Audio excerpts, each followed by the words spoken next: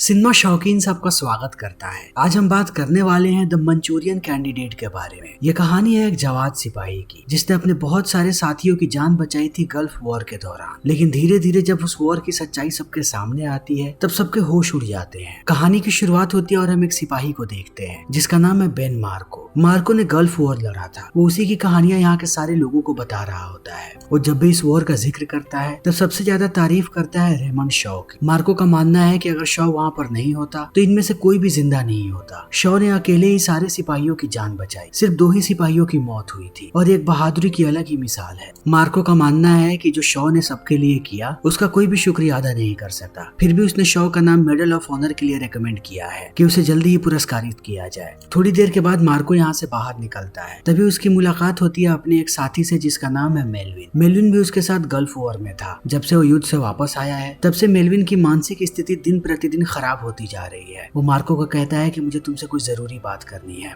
वो युद्ध मुझे अभी भी परेशान कर रहा है। मुझे अजीबोगरीब सपने आते हैं और मैं एक निष्कर्ष पे पहुंचा हूँ। मुझे लगता है कि जो कुछ भी उस युद्ध के दौरान हुआ उसकी सच्चाई ज्यादातर लोगों को पता नहीं है, तुम्हें भी नहीं। शायद हमारे दिमाग के साथ खिलवाड़ किया गया है। सबको लगता है कि शॉ ने सबकी जान बचाई, लेकिन सबकी जान बचाने वाले शॉ नहीं बल्कि तुम थे। तुमने हमारी जान बचाई, लेकिन सबके दिमाग में ऐसी इमेज है कि शॉ ने सबकी जान बचाई है। इन बातों को सुनने के बाद मार्को कहता है कि तुम जरूरत से ज्यादा सोच रहे हो। तुम्हें इस बारे में नहीं सोचनी चाहिए। तुम एक अच्छे डॉक्टर से मिलो, तुम्हारा उपचार होगा, उसके बाद तुम ठीक हो जाओगे। अक्सर युद्ध के बाद सिपाहियों के साथ ऐसा होता है। तुम्हें उन सारी चीजों को भूलने की जरूरत है। इतना कहने के बाद मार्को निकल जाता है और अपने लिए खाना लेकर के आता है घर पे। हम देखते हैं कि मार्को हर रोज एक ही तरीके का खाना खाता है, नूडल्स और टोमेटो सॉस, जो कि देखने में बहुत ही अजीब है। लेकिन मार्को इन सारी बातों पर ध्यान नहीं देता। वो रात में बैठ करके जब टीवी देख रहा होता है तभी वो मेलविन का पुराना इंटरव्यू देखता है। मेलविन के शब्दों को सुनने के बाद उसे याद आता है कि मेलविन ने जिन शब्दों का इस्तेमाल किया मार्को भी उन्हीं शब्दों का इस्तेमाल करता है। उसके साथ साथ उस यूनिट के बाकी सिपाही भी। इस बात को सुनने के बाद मार्को को शक होना शुरू होता है। इन शब्दों को सुन करके ऐसा लगता है कि किसी ने इनके दिमाग में इन शब्दों को फिट किया है ताकि वो हमेशा इन्हीं शब्दों का इस्तेमाल करे। अब धीरे धीरे मार्को की भी मानसिक स्थिति खराब होने लगती है। उसे अजीबोगरीब सपने आते हैं। जैसे सपनों के बारे में मेलविन ने बात किया था, मार्को को भी ऐसे ही सपने आते हैं। मेलविन ने अपने सपने में जिस आकृति को देखा था वो उसकी तस्वीर लेकर के आया था। अब मार्को को भी ऐसे ही सपने आ रहे हैं। उसे याद आता है कि जैसे युद्ध खत्म हुआ सारे सिपाहियों को लेकर के आया गया एक लैब में। उसके बाद उनके ऊपर एक रिसर्च की गई, फिर उन्हें एक एक्सपेरिमेंट का हिस्सा बना दिया गया। अब मार्को को ये सारी चीजें परेशान कर रही है। उसे भी इस बात पे शक होने लगा है कि जो चीजें उसके दिमाग में है शायद वो सच नहीं है। युद्ध के दौरान कुछ और ही हुआ था, लेकिन सबके दिमाग में इस बात को डाल दिया गया कि शॉ एक हीरो है और उसने सबकी जान बचाई। अब मार्को भी इन चीजों से परेशान हो रहा है। वो उन सपनों को बर्दाश्त नहीं कर पा रहा। वे सपने उसे झकझोर के रख देते हैं। हर रोज उसे सपने में नई नई चीजों के बारे में पता लगता है। एक दिन वो देखता है कि 2 सिपाहियों की मौत हो गई थी, जिसे हर जगह पे कहा जाता है कि जो गल्फ वॉर के दौरान मारे गए थे, लेकिन ऐसा नहीं हुआ था। उन 2 सिपाहियों में से एक सिपाही को खुद शॉ ने मारा था और एक डॉक्टर ने उसे कमांड दिया था। ऐसा लग रहा था कि जैसे शॉ एक पपेट हो। डॉक्टर ने कहा और शॉ ने जाकर के उस सिपाही को मार दिया। जब ये सारी चीजें हो रही थी तब मार्को ने अपनी आंखों से इन चीजों को देखा था, मगर उस वक्त वो किसी को रोक नहीं पाया क्योंकि उस पे एक्सपेरिमेंट हो रहा था। इसी बीच मार्को देखता है कि शॉ अपना इंटरव्यू दे रहा है टीवी पे। तब हमें रेमंड शॉ के बारे में बाकी चीजें पता लगती हैं। वो बचपन से ही बहुत ही शांत स्वभाव का था और बहुत ही ज्यादा शर्मीला। वो अपनी माँ और गर्लफ्रेंड के अलावा किसी से भी बात नहीं करता था। शॉ एक बहुत ही इंटेलिजेंट स्टूडेंट था। उसने अपनी पढ़ाई हार्वर्ड यूनिवर्सिटी से कंप्लीट की। उसके बाद उसे हाई रैंकिंग ऑफिसर्स के लिए बहुत सारे ऑफर मिले, लेकिन उसने किसी भी हाई रैंकिंग ऑफिसर के पद को नहीं चुना। वो निचले स्तर पे जा करके अपने देश की सेवा करना चाहता था। इसीलिए उसने अपने लिए एक छोटे से सिपाही का ओहदा चुना ताकि वो युद्ध कर सके सरकार के लिए, और उसने बेहतरीन युद्ध किया। गल्फ वॉर के दौरान जब सारे लोग मरने वाले थे तब उसने अपनी बहादुरी का मुजाहरा पेश किया। वो सबसे आगे आया। उसने अपनी जान की परवाह नहीं की। अपनी जान को जोखिम में डालने के बाद उसने सारे सिपाहियों की जान बचाई, मगर वो 2 सिपाहियों की जान नहीं बचा सका। उसके बहादुरी के इस किस्से को पूरी दुनिया में फैला दिया गया। जैसे ही वो आर्मी से रिटायर हुआ, वापस आने के बाद उसने कांग्रेसमैन पॉलिटिक्स ज्वाइन कर लिया और अब वो उसका हिस्सा है। वो वैसे ही कांग्रेसमैन में काम करता रहा। थोड़े समय के बाद उसे पॉलिटिक्स का तजुर्बा हो गया। तब उसने अपनी माँ की पॉलिटिक्स पार्टी को ज्वाइन किया। उसकी माँ सेनेटर है। बहुत समय पहले उसके पिता का देहांत हो गया था। तब से उसकी माँ ने ही पूरे पार्टी को संभाला और पार्टी को यहाँ तक लेकर के आई। और अब उसकी माँ ने अपने बेटे को चुना है वाइस प्रेसिडेंट के चुनाव के लिए, क्योंकि वो एक हीरो है। उसने देश की सेवा की है और हाल ही में उसे मेडल ऑफ ऑनर भी मिला है। वो जानता है कि देश की सेवा कैसे करते हैं। वो एक परफेक्ट कैंडिडेट है वाइस प्रेसिडेंट के लिए। और उसकी माँ एलेनोर हमेशा इस बात को रियलाइज करवाती है पूरी जनता को कि उन्हें इस बात का ध्यान रहे कि शॉ एक हीरो है। उसने गल्फ वॉर में अपने सिपाहियों सिपाहियों को बचाने के लिए अपनी जान तक को दांव पे लगा दिया था। शॉ की जिंदगी में सारी चीजें अच्छी चल रही थी, लेकिन शॉ अपनी माँ से बात नहीं करता। शॉ की जिंदगी में एक ही लड़की थी, उसका नाम था जोशलिन, लेकिन उसकी माँ ने उसे उससे अलग करवा दिया और शॉ कभी भी जोशलिन को भुला नहीं सका। वो जानता है कि उसकी माँ ने उसके साथ क्या किया है, इसीलिए वो एलेनोर से ठीक से बात तक नहीं करता। वो अपने काम पे ध्यान देता है, जो सारे काम उससे उसकी माँ करवाती है।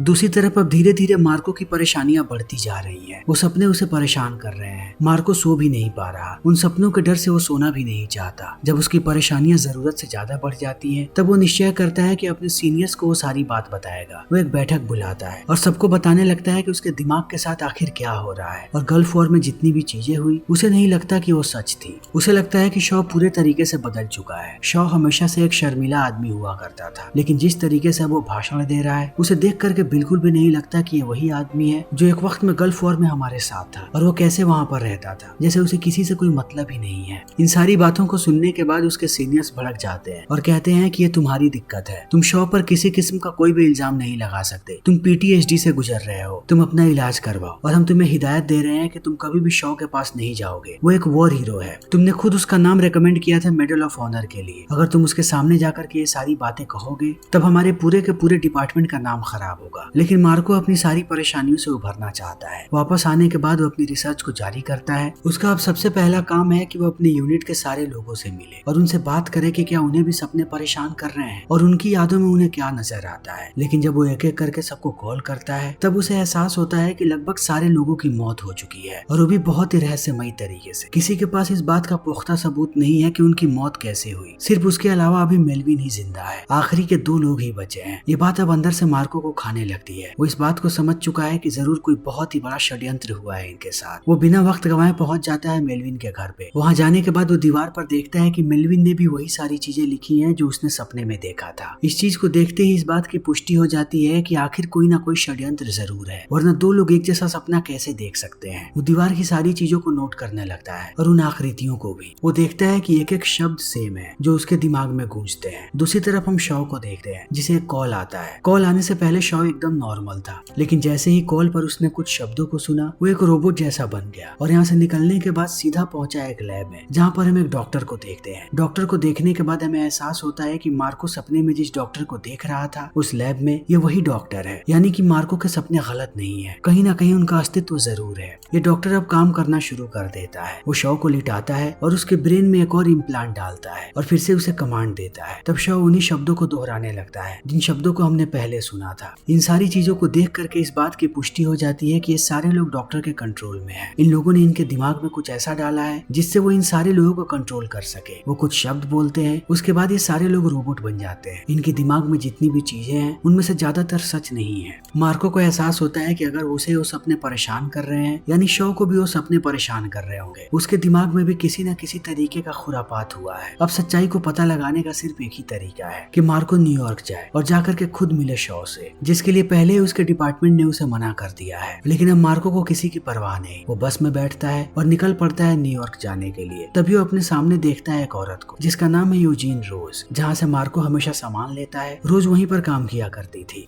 ये दोनों बातें करना शुरू कर देते हैं, लेकिन जब मार्को रोज से बात कर रहा होता है, तब उसे बार बार अलग अलग आकृतियां नजर आती हैं। उसकी दिमाग की उलझनें बढ़ती ही जा रही हैं। इसी बीच रोज मार्को से पूछती है कि न्यूयॉर्क में तुम कहाँ रहोगे। मार्को कहता है कि पता नहीं, वहाँ जा करके देखूंगा। रोज कहती है कि न्यूयॉर्क में मेरा एक घर है, अगर तुम चाहो तो वहाँ पर रह सकते हो। मार्को भी मान जाता है। वो जैसे ही न्यूयॉर्क पहुँचता है, सबसे पहले अपने पूरे शरीर को देखने लगता है। अपने पीठ को देखने के बाद उसे एहसास होता है कि उसके पीठ पर कोई डिवाइस लगी हुई है। वो तुरंत उस डिवाइस को बाहर निकालता है और अगले दिन लेकर के जाता है अपने एक दोस्त के पास। जब दोस्त उस डिवाइस को देखता है तो कहता है कि ये डिवाइस बहुत ही एडवांस है। थोड़े समय पहले ऐसी डिवाइसेस को सिर्फ एक ही कंपनी बनाती थी और उसका नाम था मंचूरियन ग्लोबल कंपनी। वो कंपनी जिस तरीके से आगे बढ़ रही थी, बहुत सारी कंट्रोवर्सीज होने लगी, क्योंकि वो अलग अलग तरीके के एक्सपेरिमेंट्स को लेकर के आते थे जो समाज के लिए बहुत ही खतरनाक हो सकता था। ये लड़ाई बहुत समय तक चली, लेकिन ज्यादा लोग मंचूरियन कंपनी का कुछ नहीं बिगाड़ पाए, क्योंकि उनका कनेक्शन डायरेक्ट पॉलिटिकल पार्टी से था जो उन्हें हर जगह डिफेंड कर रहे थे। मगर जब मीडिया वालों को ये सारी बातें पता लगी, तब एक वक्त के बाद उस पूरी की पूरी कंपनी को बैन कर दिया गया। इन बातों को सुनने के बाद मार्को कहता है कि जो मुझे सपने आते हैं, क्या तुम वो क्लियरली मुझे दिखा सकते हो। तब वो मान जाता है और मार्को को भेजता है नींद में। फिर उसके ऊपर मशीन का इस्तेमाल करता है ताकि वो ज्यादा देर तक सपने में रह सके और जितनी भी चीजें हो रही हैं वो उन्हें और भी ध्यान से देख सके। इस बार मार्को को पूरी सच्चाई पता लगती है। है। जैसे ही वॉर खत्म हुआ, इन सारे लोगों को भेज दिया गया लैब में। उस वॉर में जितनी भी चीजें हुई थी वो सब कुछ मार्को ने किया था। मार्को ने सबकी जान बचाई थी, ना कि शॉ ने। शॉ पूरे युद्ध के दौरान डरा और सहमा हुआ था, लेकिन वहाँ से जब सारे सिपाही वापस आए तब लैब में उनका ब्रेन वॉश करना शुरू कर दिया गया। और इस सारे एक्सपेरिमेंट का जो मुखिया था वो था एक डॉक्टर जिसका नाम था नोएल। नोएल ने सब पे एक्सपेरिमेंट करना शुरू किया। उसने सबके अंदर इम्प्लांट डाले। इम्प्लांट का मकसद एक ही था। नोएल का दावा था कि वो किसी भी इंसान की पूरी पर्सनालिटी बदल सकता है इस छोटे से इम्प्लांट की मदद से। इंसान जैसा बनना चाहता है वो इम्प्लांट की मदद से बिल्कुल वैसा बन सकता है, लेकिन यहाँ पर उसने इस इम्प्लांट का अलग ही इस्तेमाल किया। सबके अंदर इम्प्लांट डालने के बाद सबके दिमाग में एक कहानी डाली उसने कि जो कुछ भी युद्ध के दौरान हुआ वो सब कुछ मार्को ने नहीं बल्कि शॉ ने किया है, और शॉ ने सबकी जान बचाई। और वो दिमाग में सबके इस कहानी को घुमाने लगा और सबको भरोसा दिला दिया कि शॉ ने सारी चीजें की हैं। इस डॉक्टर का कनेक्शन था शॉ की माँ के साथ, यानी कि एलेनोर के साथ, और एलेनोर चाहती थी कि उसके बेटे का इमेज बहुत ही स्ट्रॉन्ग बने, इसीलिए उसने उसे भेजा था उस युद्ध में, क्योंकि इस कहानी के बाद उसका जीतना पक्का था। अगला वाइस प्रेसिडेंट वही बनता, और इस चीज को डॉक्टर ने पूरा कर दिया। वहाँ से आने के बाद धीरे धीरे करके ये सारे सिपाहियों को मरवाने लगे, मगर अभी भी मार्को जिंदा है और मार्को को पूरी सच्चाई पता लग चुकी है। सच्चाई जानने के बाद वो पहुंचता है सेनेटर के पास जिसका नाम है थॉमस, और थॉमस को पूरी बात बता देता है। मगर किसी भी आम इंसान के लिए इन बातों पर भरोसा करना बहुत मुश्किल है, मगर मार्को ने शॉ के साथ युद्ध लड़ा था, इतना ही काफी है थॉमस के लिए। थॉमस पहुंच जाता है एलेनोर के पास और उसे कहता है कि तुम्हें अपने बेटे का नाम विड्रॉ करना पड़ेगा, हम उसे इलेक्शन नहीं लड़ने दे सकते।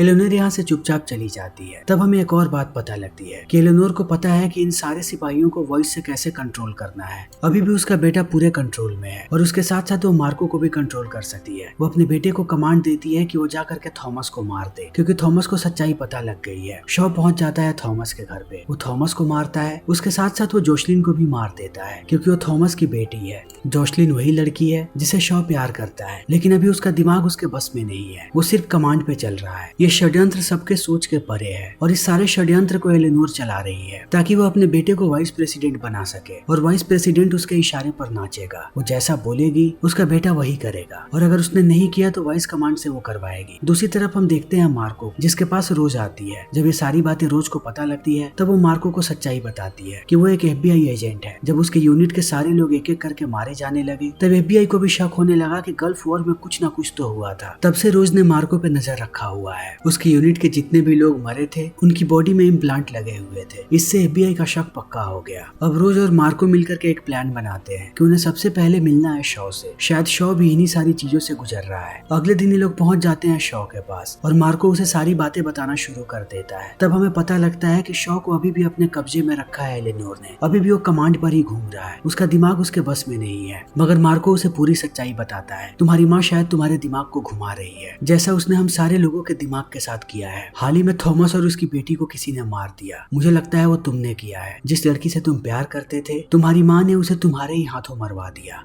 इन सारी बातों को सुनने के बाद शॉ रोता है, मगर वो जानता है कि वो कुछ नहीं कर सकता। वो चाह के भी इस बात पे आवाज नहीं उठा सकता, उसका दिमाग उसके बस में नहीं है। वो वही करेगा जो एलेनोर चाहे। जैसा उसकी माँ ने उसे कमांड दिया था शॉ बिल्कुल वैसा ही करता है। उसकी माँ ने कमांड दिया था कि अगर तुम्हारे सामने कभी भी मार्को आ जाए तब तुम सीधा मुझे कॉल करोगे और मेरी बात करवाओगे। शॉ फोन दे देता है मार्को को। मार्को जैसे ही फोन कान से लगाता है एलेनोर उसे कुछ शब्द कहती है। अब मार्को भी उसके पूरे कंट्रोल में है। एलेनोर चाहती है कि मार्को प्रेसिडेंट को मार दे। वो जैसे ही प्रेसिडेंट को मारेगा अगला प्रेसिडेंट कोई और नहीं बल्कि शॉ बनेगा, क्योंकि वही वाइस प्रेसिडेंट बनने वाला है। और अब मार्को पूरी तरीके से एलेनोर के कंट्रोल में है। वो चाह के भी अपने आप को नहीं छुड़ा सकता, लेकिन शॉ को अब पूरी सच्चाई पता लग चुकी है। वो बात करता है अपनी माँ एलेनोर से। तब वो चिल्लाने लगती है और कहती है कि मैंने ये तुम पर एक्सपेरिमेंट जानबूझ के करवाया, क्योंकि तुम अपने पिता की तरह नहीं थे। तुम्हारे पिता एक बहुत ही कॉन्फिडेंट आदमी थे। वो जब हजारों लोगों के सामने भाषण देते थे तो ऐसा लगता था कि वो अपने घर पे किसी आम आदमी से बात कर रहे हैं, लेकिन तुम सीधा उनके विपरीत हो गए। तुम एक आदमी से भी बात करने में मौत आ जाती थी। इसी बीच मेरी मुलाकात हुई मंचूरियन कंपनी के मालिक से। उसने सब कुछ बताया मुझे कि वो तुम्हारी पूरी पर्सनालिटी को चेंज कर सकता है। फिर हम दोनों ने एक डील किया, मैं उनके इलीगल काम को सपोर्ट करूंगी और वो बदले में तुम्हारे ऊपर एक्सपेरिमेंट करेंगे। अब मुझे सिर्फ तुम्हें आर्मी में भेजना था और मैंने वही किया, क्योंकि तुम्हारी इमेज एक हीरो वाली इमेज बनानी थी। तुम जब आर्मी में गए उसके युद्ध युद्ध के बाद मैंने तुम्हारे सारे यूनिट वालों पर एक्सपेरिमेंट करवाया